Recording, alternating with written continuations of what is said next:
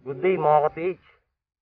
Samahan niyo ako sa pagtuklas sa Yamashita Treasure on the spot sign gamit itong accurate dowsing rod ko.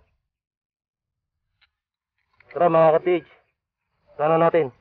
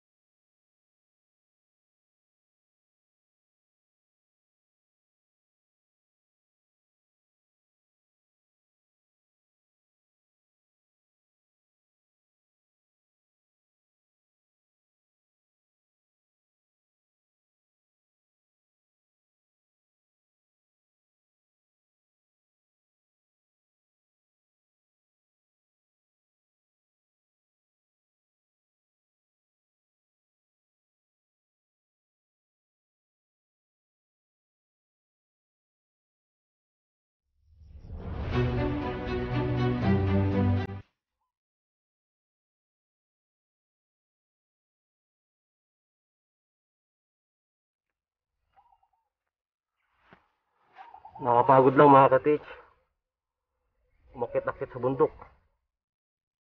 Pero magbibigay ako sa inyo ng tip. Kailangan pag umakit yan ng bundok, may bago kayong tubig. Saka chocolate. May bago kayong chocolate. Para dagdag energy. Yan. Kain muna tayo ng chocolate. Para madagdagan yung ating energy.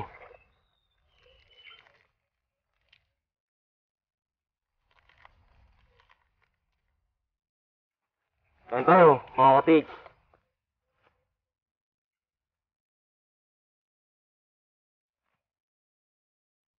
Nakikita nyo ba yan, mga ka-TH? Yung mga matatayog na puno na yan. Isa yan sa mga ginagamit ng mga Japanese Imperial Army para sa kanilang landmark. Para madali nilang ma-locate kung saan nila binaon ng kanilang mga deposit. Tara, magpatuloy pa tayo mga ka-TH at malapit na tayo. Nakikita nyo rin yan mga ka-TH. May mga kabahayan tayo na madadaanan. Tuturuan ko kayo kung paano ang teknik pag dumadaan tayo sa mga ganito. Kasi hindi natin kilala kung sino yan mga yan. Pero itong gagawin ko, turo pa sa akin to ng lolo ko noong sumasama ko sa kanilang excavation ng kanilang grupo. So, bata pa ako noon, maliit pa ako noon, pero natatandaan ko pa yung mga turo niya kapag ganitong sitwasyon. Kasi maaari na hindi tayo padaanin dyan. Kaya kailangan kuhain natin yung loob ng mga taong nakatira dyan. Ang tip ko sa inyo, magbaong kayo ng mga candy, pagkain, mga biskwit, para yung mga nakatira dyan, yung mga anak nila, mabigyan natin ng pagkain. Para yung mga magulang, gumaan sa atin yung loob. So, panoorin nyo ang technique kung paano. Okay. Okay mga ka-TH. Eto, bigay ko sa mga bata angel. May kiraan lang yun ha. Oo, thank you po. Ito pa nga. Thank you po. Oo. So, ibang bata, bigyan mo na lang ito, Uncle. Ayan. Thank you ah. Oo. Thank you, Uncle. May kiraan lang muna ako dito, ah. Oo, doon. Okay, salamat. Diyan ba ang daanan nun pababa, no? Oo, dyan po. Okay, thank you.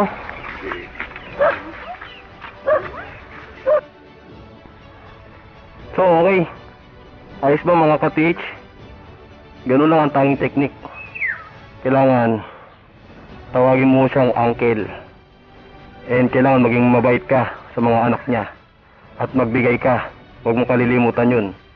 Yun ang tip number 1 kapag umaakyat ka ng bundok.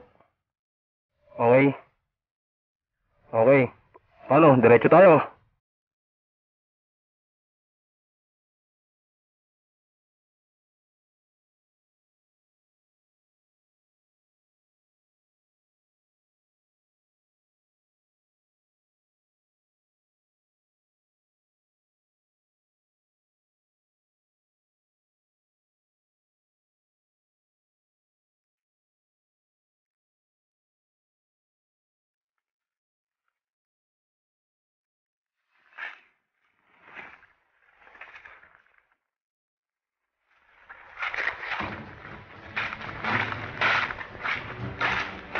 Oops.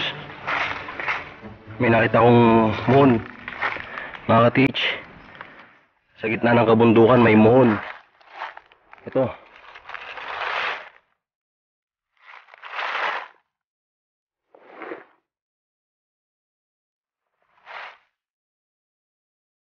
May letter J. May letter J. Yung mohon, ka-teach.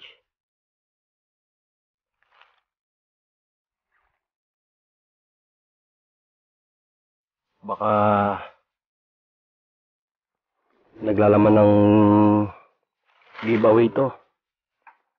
Mamaya, balikan natin yan. Hindi kasi ito ang main subject natin eh. Babalikan natin to mga ka-teach. Tatabi lang natin. Patuloy tayo.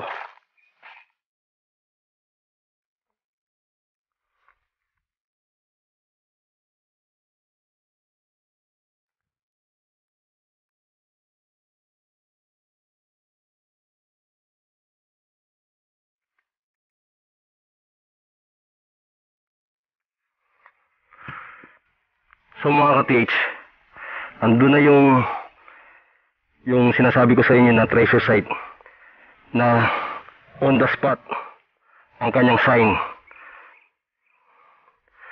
Tara na, malapit na tayo. Alright mga ka-TH, andito na tayo sa top of the mountain ng Kulusbuha. Kung mapapansin nyo mga ka-TH, ayun yung bundok ng Mount Bangkay. Talaga namang pinagkampuhan ng Japanese Imperial Army. Sa kabila naman, andito naman yung Mount Bulalay. Ayun yung Mount Bulalay na pinagkampuhan din ng Japanese Imperial Army. Etong gitna nila, ito yung Mount Kulusbuha. At sa center point ng bundok na to, makikita natin yung sign na sinasabi ko sa inyo na treasure on the spot sign. Papakita ko sa inyo mga ka-TH. Ito yung sinasabi ko sa inyo na triangular treasure on the spot sign. Hindi lang basta triangular benchmark ito, kundi sleeping turtle head din siya. Kung mapapansin nyo mga ka-TH, ito yung muka ng turtle head. Ito yung mata. Ito yung nguso. And then may mga dot din sa gilid. Bukod dyan sa center point niya, andito yung pinaka dot niya. Ang dot, ibig sabihin, deposit. So, kung babasihan din natin as a map itong benchmarker na to, kung mapapansin nyo, nasa top of the mountain siya. Yung center din niya, yung hole na nagre-represent sa deposit. So itong hole na to, Ito yung kinalalagyan natin ngayon. Nasa center tayo ng mountain na to. Kung mapapansin nyo yung paligid, wala ka nang ibang makikita na coordinate sign, kundi ito lang talaga. Yan, sleeping turtle head ang tawag dyan, mga ka-TH. Ngayon, gagamitan natin siya ng ating accurate dowsing rod. Ito yung aking dowsing rod na minana ko pa sa aking lolo na dati ring treasure hunter. So, umpisa na natin mga ka-TH.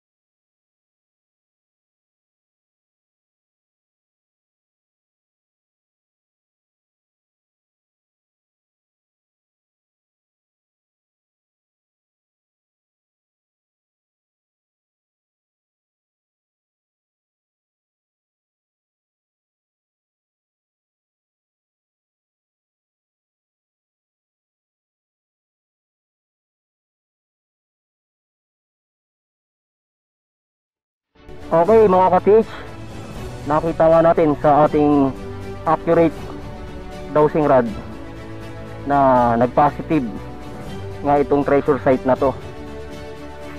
So itong dowsing rod na to ay minana ko pa sa aking lolo na dati ring treasure hunter. So marami nang napatunayan to mula sa mga excavation nila noon. Marami na to na-detect na talaga namang nakahit sila. So ganito yan mga ka-TH, magbibigay ako sa inyo ng tip about sa paggamit ng dowsing rod. Kapag gumamit ka ng dowsing rod, kailangan yung hangin is kalmado lang, Hindi ka pwede mag-dowsing rod kapag malakas ang hangin dahil iibahin nito ang direksyon. So ang dowsing rod din accurate siya pagdating sa mga bundok.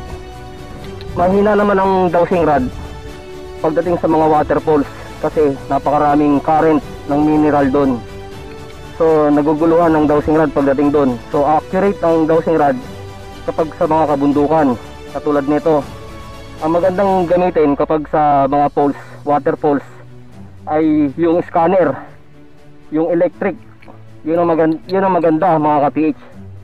So kailangan kapag isa kang treasure hunter, meron kang detector, accurate detector, at saka meron kang knowledge patungkol sa pagbasa ng mga sign, saka mga decode, mag-compass. So importante yan, aralin nyo mga beginners na treasure hunter. So maraming salamat mga ka-PH, and kita tayo ulit sa susunod kong video, at good luck sa inyo sa mga treasure site nyo. Okay, God bless. Kita-kits tayo sa susunod na aking video. Thank you.